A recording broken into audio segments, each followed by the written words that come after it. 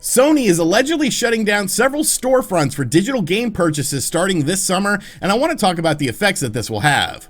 Xbox is rebranding its most popular service. Sega is releasing a new console in the United States later this year. And finally, some new Nintendo announcements have some Switch owners, well, at least me, feeling a tad bit annoyed at the timing of these announcements. What's going on, guys? I'm RGT85. If this is your first time on the channel, welcome. Be sure to hit that subscribe button and be sure to like the video. But without any further ado, let's talk about what's going on in the world of video games.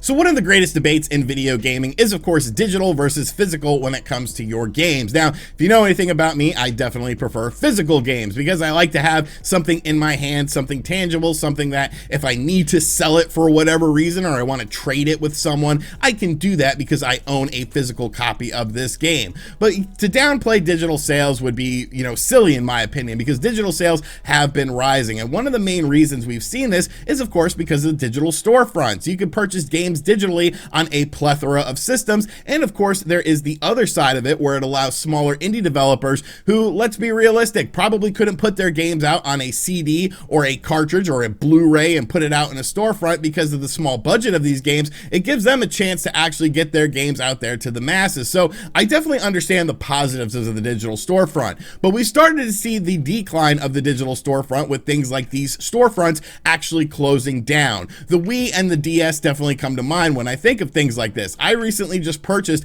a new to me Nintendo DSi, and I wanted to pick up some DSiWare games, but then I remembered, hey, there's no DSiWare store anymore, so I can't buy these games. Of course, with the Wii, you had games like the Rebirth series, Contra Rebirth, Castlevania Rebirth. These games have never been re-released by Konami, so the only way to play them, well, at least from a legal standpoint, would be, of course, to purchase these on the Wii eShop, but now we can't do that anymore.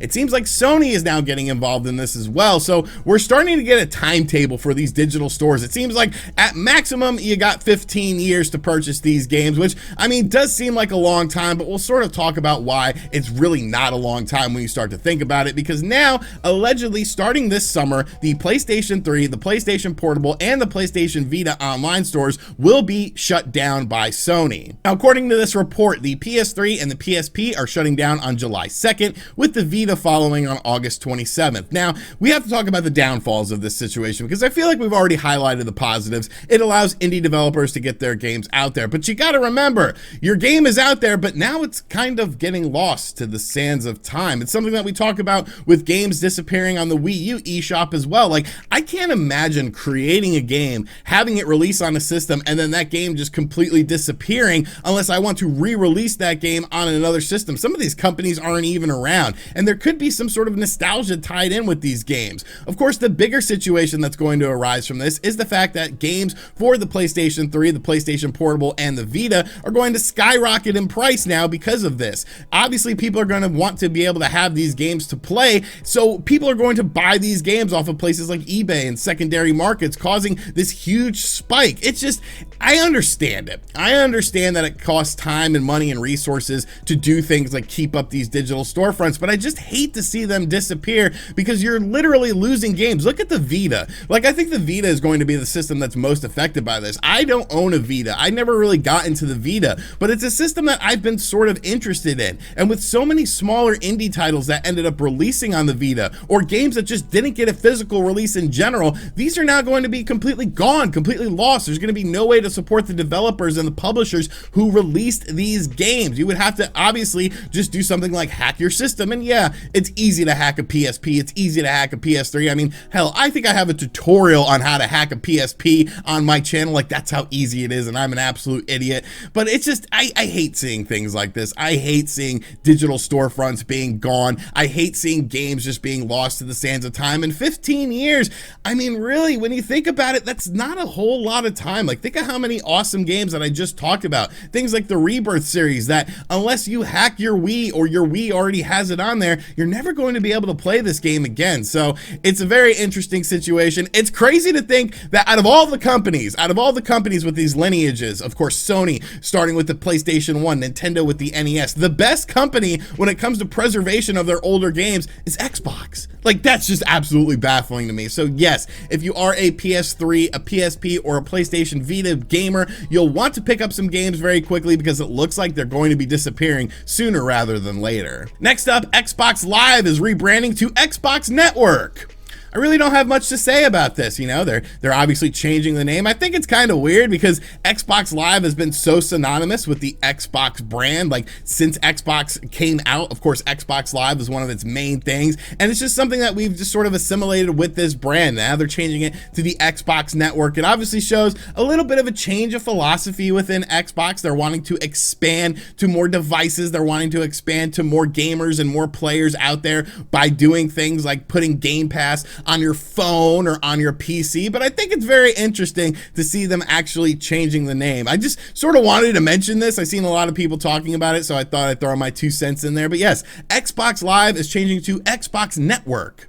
Next up, one of the coolest announcements from Sega last year, yes, Sega does do some cool announcements from time to time, was of course the Sega Astro City Mini, which was a scaled down Sega Astro City arcade cabinet. And what was cool about this system was the fact that you got games that released only in the arcade available on this system. Games such as Arabian Nights or arcade versions of very popular games such as Virtua Fighter. Now this console only released in Japan. I actually imported one, I own it. It's a really fun, high quality mini console. Definitely better than the Neo Geo Mini that first came out. I think it has a lot better games on it and a lot better quality of life, but it looked like this was never going to release stateside, but that appears to be changing in a very unique way. So Sega themselves isn't actually releasing this stateside, but Limited Run Games is actually doing this. So this is the first time that I believe that they're selling actual hardware. Now this is going to be limited to just 3,500 units, so you better just like set an alarm clock for whenever they announce that this is going to be up on their website, because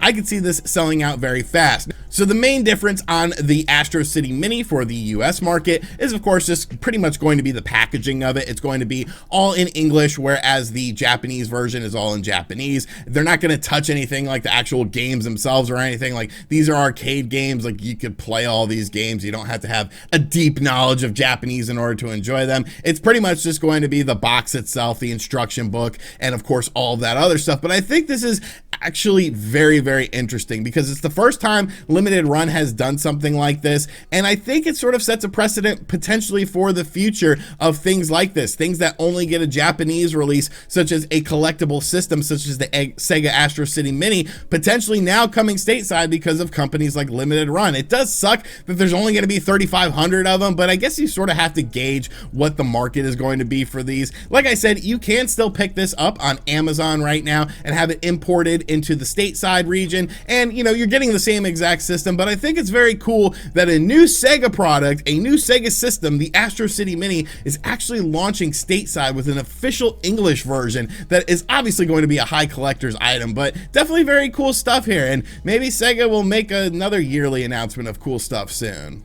And finally, we had a couple Nintendo announcements yesterday that definitely annoyed me, and I feel like they're going to annoy other people when you look sort of past the surface level of especially the second announcement. So let's just talk about this, because people think like I'm a huge Nintendo shill because I talk about Nintendo a lot on this channel. Like, I just primarily play on the Nintendo Switch right now. Like, that's my console of choice. I still own a PlayStation 4, a PlayStation 5, an Xbox One, an Xbox Series X. I just don't talk about those as much because I primarily play on Nintendo stuff. But when it comes to things that annoy me about Nintendo, I think I'm one of the more outspoken people when it comes to this, and these two things definitely annoy me. First off, Super Mario 35th anniversary is of course coming to a close. March 31st is the last day to purchase it, and Nintendo announced yesterday that yes, even their stores such as Nintendo World stores will be pulling the game and of course merchandise related to Super Mario's 35th anniversary off of shelf fronts. And I just feel like this is a bad joke at this point in time. Like, in what world is it acceptable to release a game for 6 to 7 months and then it goes away? We just talked about how it sucks that these games are being removed from digital marketplaces. Now we have a time limit on when we could buy these games, 6 to 7 months. What if I don't own a Nintendo Switch? What if I'm picking one up later this year? The average person does not buy that many games a year. I buy a lot of games. You might buy a lot of games, but the average person does not. So I hate this. I literally hate this. And I feel like Nintendo, you know, could potentially have some sort of aha moment and just, you know, maybe do another release of it or put these games available a la carte on the Nintendo Switch's eShop. But I just lose faith every day that goes by. I lose faith in the fact that Nintendo is going to do anything beyond just removing these games. So yes, these games will be removed from their storefronts. The merchandise is going away as well. And I just hate this. We're going to go more in depth with this very soon on the channel, but it's just something I wanted to talk about very briefly because it just annoys me. But I think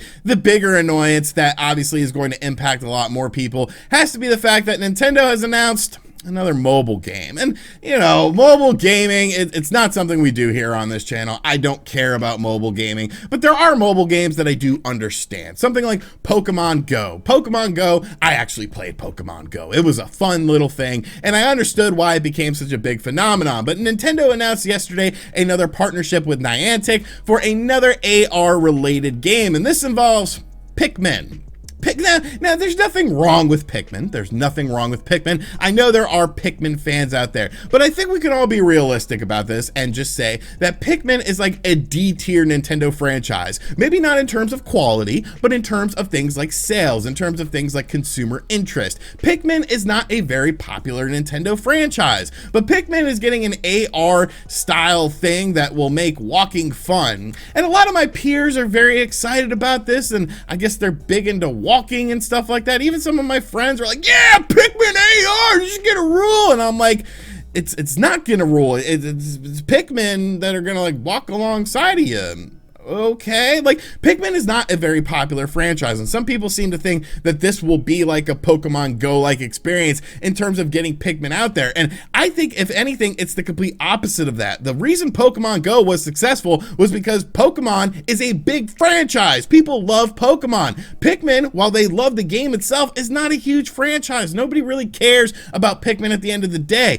But I feel like the bigger problem with this has to be the fact that we still don't know anything about Pikmin 4. And this game in 2015 was talked about by Shigeru Miyamoto, and he said that the game was almost complete back in 2015. So it's like, once again, even if you are the diehard Pikmin fan who absolutely loves it and wants a new game from it, what have you gotten recently? You got Pikmin 3 Deluxe, which was a Wii U port that, yes, it sold better on the Switch than it did on the Wii U, but 80 million to 13 million, like it should have sold a lot better probably on the Nintendo Switch. And of course, you have the fact that you haven't had a new Pikmin experience since the 3DS game that really wasn't a Pikmin style game. So it's really just a read the room situation to me right now. You have Microsoft doing all this stuff with things like Game Pass. You of course have PlayStation talking about free games coming to PlayStation, and of course starting to hype up PlayStation VR 2. And then you have Nintendo removing Mario games and talking about Pikmin AR games for mobile devices. It's like, this isn't what I want to hear. This isn't what I want to hear, but maybe you feel different about this. Let me know in the comments down below. All right, so that is going to do it for today's video. I hope you guys enjoyed it. A lot of topics to talk about. Be sure to give me your thoughts on everything in the comment section down below. And as always, thank you for checking out this video. If you are new to the channel, make sure you subscribe and turn on notifications. Check out other videos on the channel as well. And as always, I'll catch you guys on the next one. I think Amazon or UPS is at the door right now. Later.